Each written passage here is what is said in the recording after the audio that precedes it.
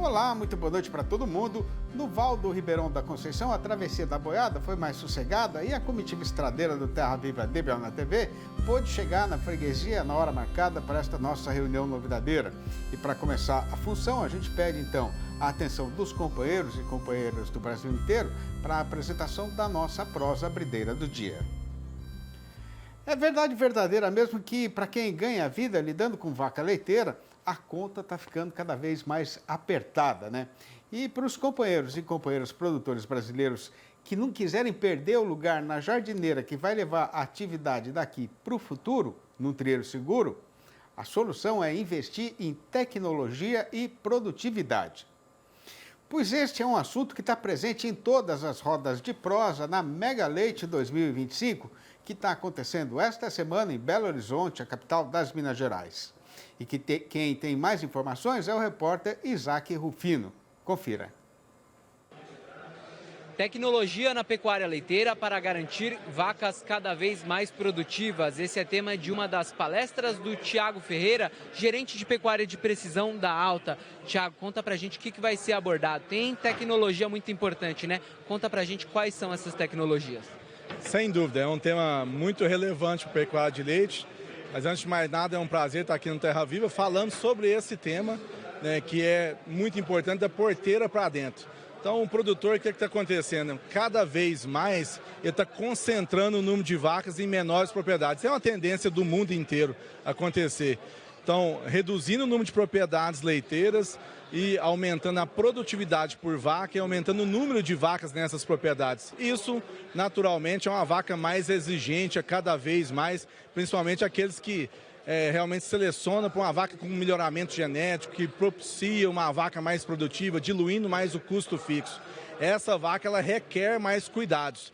E aí você pode, primeiro, usar um software de gestão, né, que sem dúvida nenhuma vai te ajudar nas rotinas do dia a dia, nas tarefas, inúmeras tarefas que o produtor tem que fazer. E o outro ponto que é sem dúvida muito importante é o nosso colar de monitoramento.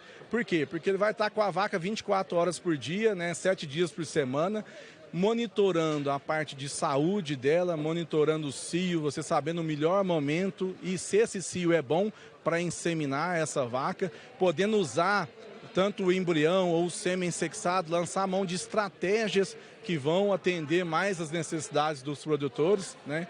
Então, tudo isso, a tecnologia, ela vai dar mais embasamento para a melhor tomada de decisão do produtor. Não deixe de conferir, nós vamos estar amanhã aqui no dia 12 de junho, né, ao vivo aqui na Mega Leite.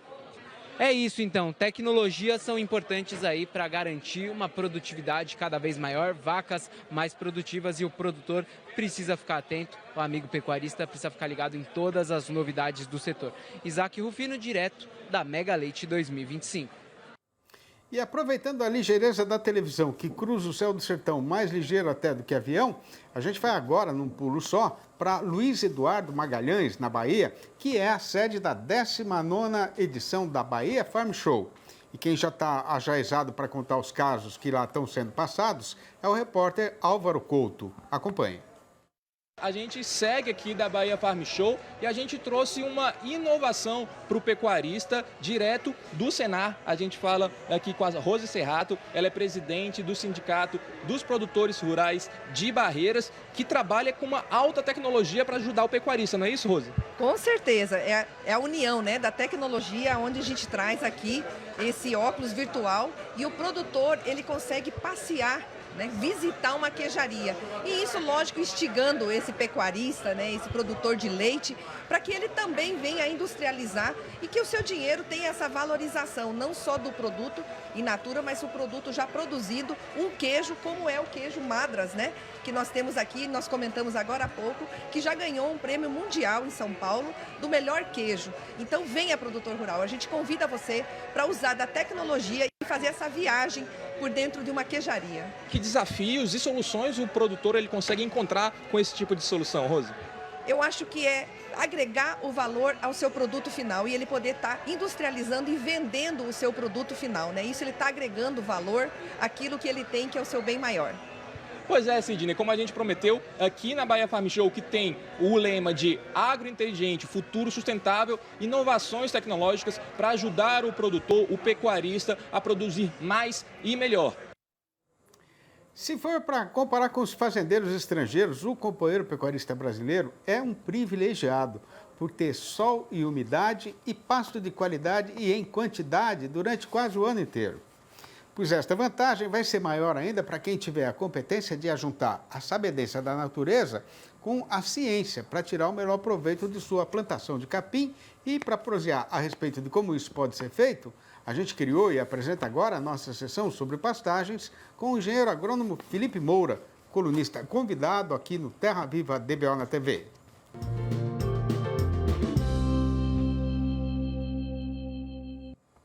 No programa de hoje, a gente vai falar dos cuidados especiais com o pasto nas áreas de cria na fazenda.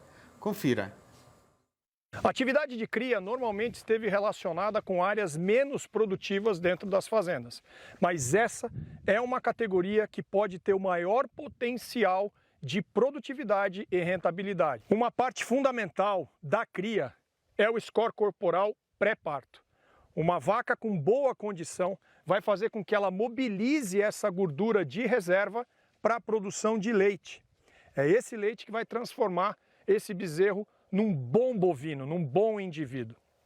Imagina que tem muita coisa acontecendo ao mesmo tempo com essa vaca. Ela está aleitando, ela tem que se manter e ainda ela tem que ter uma condição nutricional para gestar uma próxima geração de bezerros.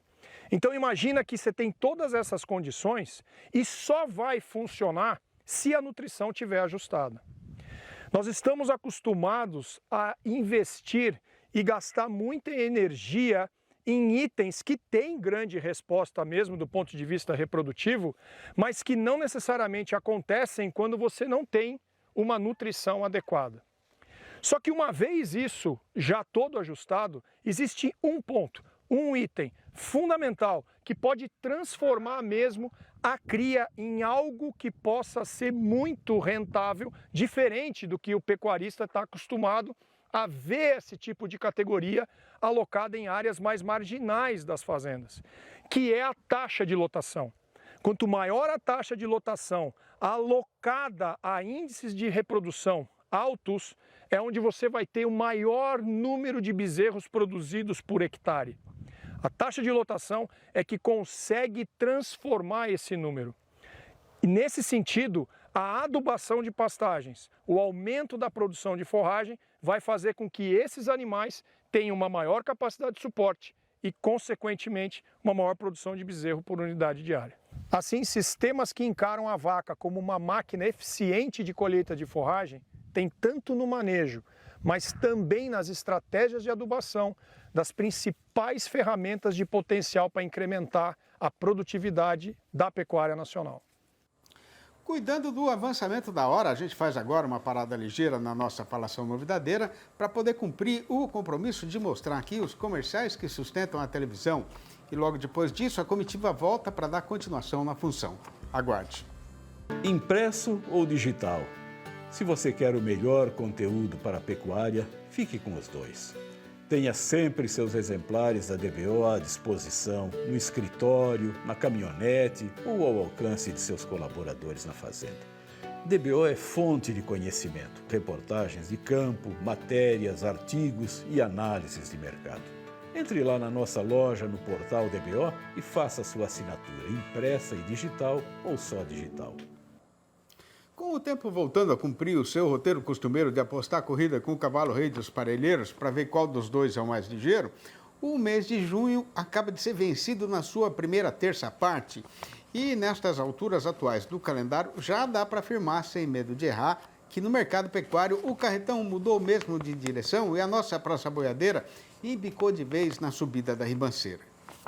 Pois então, para saber os motivos desse devorteio e se ainda tem alguma coisa que possa pôr freio na reação da cotação daqui para frente, a gente convidou para a nossa entrevista do dia o engenheiro agrônomo Pedro Gonçalves, analista da Scott Consultoria, que vai prosear com os companheiros e companheiras boiadeiros do Brasil inteiro, falando ao vivo pelo computador, diretamente de Bebedouro, aqui no interior paulista.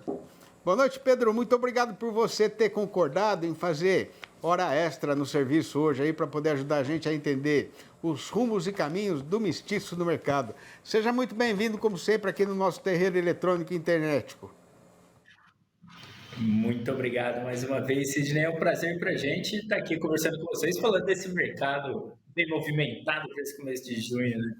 Tá ficando bom, né? Ô Pedro, por que foi que o carretão mudou de direção e a nossa Praça Boiadeira embicou de novo aí na subida da ribanceira, hein? Finalmente eu estou aqui para trazer uma notícia boa para o pecuarista, né? A gente fica brincando aí, é até ruim de dar risada, né? Mas maio foi um mês muito ruim, né, para o pecuarista, né? Questão de queda da roupa do boi gordo, a gente viu aquilo que acontece naturalmente, né, para maio. A questão da oferta é muito maior, inclusive estimativa da Scott Consultoria aqui, é que o abate fica em 3,5 milhões de cabeças para maio, o maior volume do ano como um todo.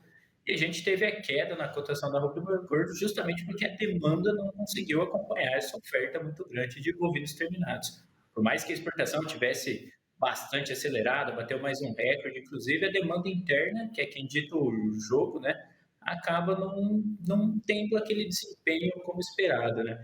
E aí a gente viu as quedas. Para o começo de junho, o mercado virou bastante, né? A gente vê uma demanda externa muito aquecida, a gente já está vendo os preços pagos por tonelada de carne bovina exportada, $5.300, maiores preços desde lá 2022 praticamente, e agora a gente está tendo uma demanda interna que aqueceu um pouco, né? Está pegando esses preços da carne que vieram um pouco mais baratos, começou a ter o escoamento melhor, principalmente nas unidades frigoríficas que estavam bem armazenadas para esse momento. A gente vê uma demanda mais aquecida, escoando justamente essa produção muito grande que a gente teve para maio. Essa demanda mais aquecida e uma oferta de bovinos terminados mais enxuta acabou trazendo essas altas para a cotação da roupa boi gordo. A gente estava falando de um boi muito próximo dos 300 e agora estamos falando de um boi de 315 até R$320 por arroba, isso na referência aqui em São Paulo, né? Uhum. Agora, você estava falando da oferta de gado terminado, né? Como é que está essa oferta hoje, Pedro, nas principais regiões de comercialização de animais do país? Uma coisa que a gente destaca bastante é a participação de fêmeas dentro da abate, né? A gente já está vendo esse volume de gado ofertado diminuindo para esse momento. Quem tinha gado acabou negociando mais para maio, porque tinha que diminuir a sua taxa de lotação, né? A condição das pastagens perdendo seu vigor, né? E acabou ofertando bastante. Para esse momento, a oferta é um pouco menor, tanto que a gente vê uma necessidade de compra grande por parte dos frigoríficos, né, encurtando um pouco a escala de abate, e a gente vê essa participação de fêmeas diminuindo praticamente 5 pontos percentuais em relação ao que estava acontecendo lá para maio e abril, né, inclusive. A gente está com uma participação de fêmeas aí com os dados do abate CIF, né, 42%. Se a gente considerar todos os abates aí, a estimativa nossa, né, tanto o abate estadual, municipal e CIF juntos, a gente tem uma expectativa que seja 45%, 47% de participação de fêmeas para esse momento, e ela começa a reduzir daqui para frente. O que a gente está falando é de uma oferta de gado mais enxuta para esse momento, inclusive um pouco abaixo do que é a demanda de aquecida, e por isso que a gente está vendo esses preços subindo também. Agora, Pedro, quando é que o gado engordado no confinamento vai chegar ao mercado em maiores quantidades, hein? Inclusive, essa é a pergunta do momento, né? O gado confinado, como que ele vai impactar o mercado, né? A gente está vendo, inclusive, os produtores investindo bastante no confinamento para esse momento, justamente demanda pela exportação, né? A gente usa bastante esse método de produção, né? O confinamento, justamente esse período que a gente está. Aquele produtor que acabou começando ali para abril um pouquinho mais cedo já deve estar com seu gado saindo aí, mas a gente deve ter as maiores ofertas mais para julho e agosto, porque normalmente em maio que o produtor acaba fechando seu gado, né, que é quando a gente tem a piora totalmente aí das condições de pastagem, e ele faz esse fechamento. Então a gente deve ter ofertas de gado terminado de confinamento mais para o segundo semestre, um volume maior. Por enquanto a gente já começa a monitorar, já começa a vir um volume um pouco mais expressivo do que nos outros meses, mas realmente o volume cheio deve chegar ali para julho e agosto com mais firmeza para o mercado e deve, inclusive, trazer aí um equilíbrio na questão da oferta e demanda para esse momento. Pedro, falando um pouquinho mais da exportação, né? Como é que tá? Qual é a explicação, né, para essa fome destampada aí dos importadores da carne brasileira, as exportações não param de subir assim expressivamente a cada mês, a cada semana, né? Qual a explicação, Pedro? Exatamente, né? Tudo que está acontecendo no mundo, né?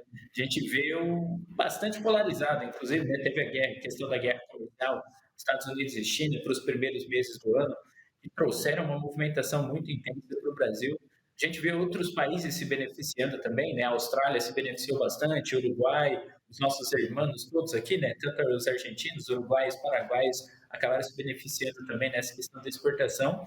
Mas justamente a gente está falando de os Estados Unidos com uma produção menor de carne bovina para esse momento, uma menor rebanho da sua série histórica, uma demanda que é crescente no país norte-americano, isso impacta o mercado como um todo. Eles olham para o Brasil e veem o Brasil uma arroba barata, uma carne mais barata, que consegue atender o mercado em quantidade, e eles vieram comprando muito firme da gente. É claro que deu uma quedinha ali para maio, muita coisa aconteceu nesse cenário internacional, mas se continuar comprando muito bem, é o recorde histórico para maio de exportação para os Estados Unidos, também para a China. China comprando muito mais do que o normal, inclusive, eles estão no 5º mês seguido que estão comprando a mais que o mês anterior e eles costumam comprar mais no segundo semestre.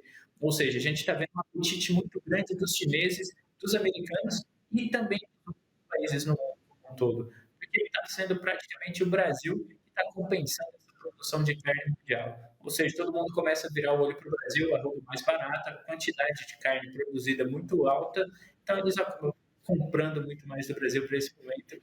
E aí a gente aproveita nessa nossa capacidade produtiva que a gente tem.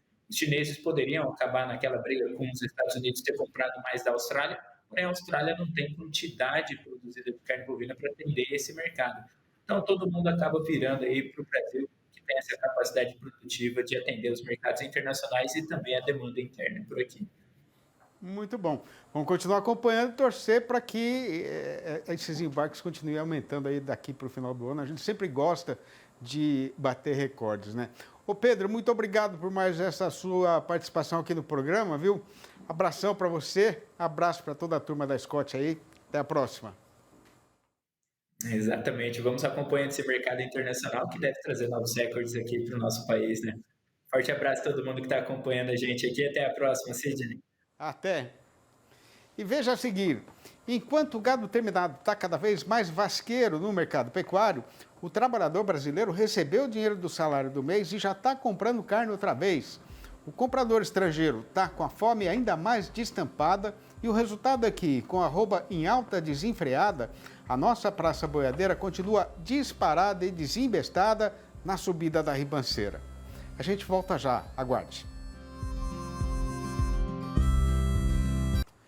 Numa negociada de boiada, o pecuarista tende a fazer a combinação da sabedência a respeito do mercado com a prudência, que não pode ser dispensada para não acabar sendo engambelado. E para garantir ao companheiro boiadeiro o necessário sortimento de informação, a gente apresenta agora o noticiário e o nosso comentário sobre o boi gordo e a variação da sua cotação.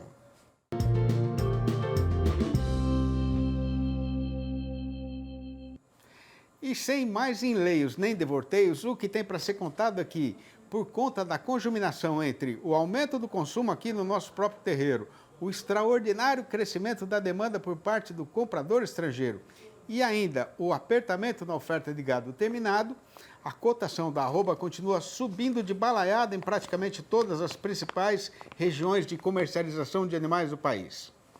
Aí, levando em consideração o fato de que boi gordo não brota do chão, não nasce em árvore, nem cai do céu, não deve ser tão já que o carretão vai sair dessa direção de morro acima em que ele agora está embicado. Pois então, fiquem já os companheiros e companheiras boiadeiros saberizados de que, no balanço do dia da Scott Consultoria, foram registradas mudanças nas cotações em 24 das 32 regiões consultadas regularmente em todo o Brasil. E mais uma vez em todas essas praças, a arroba subiu. E de novo a lista das arribadas foi encabeçada por Barretos e Araçatuba, aqui em São Paulo, onde a alta foi geral, com o boi sendo reajustado para R$ 314 e a vaca para R$ 285, a prazo e ainda para descontar o fundo rural. No mesmo trieiro foi Belo Horizonte, a capital das Minas Gerais, com o macho indo para R$ 298 e a fêmea para R$ 273. No Triângulo Mineiro, o boi arredondou R$ 300 e a vaca foi para R$ 268. No norte do estado, o macho melhorou para R$ 292. Na região sul, o boi pulou para R$ 285. Em Goiânia, a capital do Goiás, o macho já vale R$ 292 e a fêmea R$ 277. No sul goiano, o boi passou também para R$ 292. Em Campo Grande, a capital de Mato Grosso do Sul, a vaca subiu sozinha para R$ 290. Em Dourados, o macho desembestou para R$ 312 e a fêmea igualmente para R$ 290. Em Cuiabá, capital de Mato Grosso, o boi foi promovido para R$ 314. No sudoeste do estado, já não tem mais macho abaixo de R$ 313. No sul da Bahia, o negociante está pagando pelo boi R$ 280 e pela vaca R$ 255. No oeste baiano, o macho está sendo negociado a R$ 285. No norte do Tocantins, os preços novos são R$ 290 pelo boi e R$ 260 pela vaca. No sul tocantinense, o fazendeiro não entrega mais macho por menos do que R$ 290. Em Marabá, no Pará, os preços novos são R$ 287 para o boi e R$ 257 para a vaca. Em Redenção, o valor mínimo do macho é R$ 285 e o da fêmea R$ 255. No oeste do Maranhão, o boi foi promovido para R$ 285 e a vaca para R$ 252. Nas Alagoas, o preço do macho foi levantado para R$ 295. No Espírito Santo, a conversa agora começa com o boi a R$ 285. No Rio de Janeiro, o macho encareceu para R$ 300 redondos e a fêmea para R$ 270. No noroeste do Paraná, quem vendeu o boi nesta quarta-feira já pegou R$ 312. E em Santa Catarina, o comprador não carrega o caminhão se não pagar pelo boi pelo menos R$ 313. Eu não careço tanto assim de dinheiro, eu nasci para ser violeiro e a minha precisão não é mais do que ter inspiração para correr o sertão, ajudando o povo dessas freguesias a breganhar tristeza por alegria.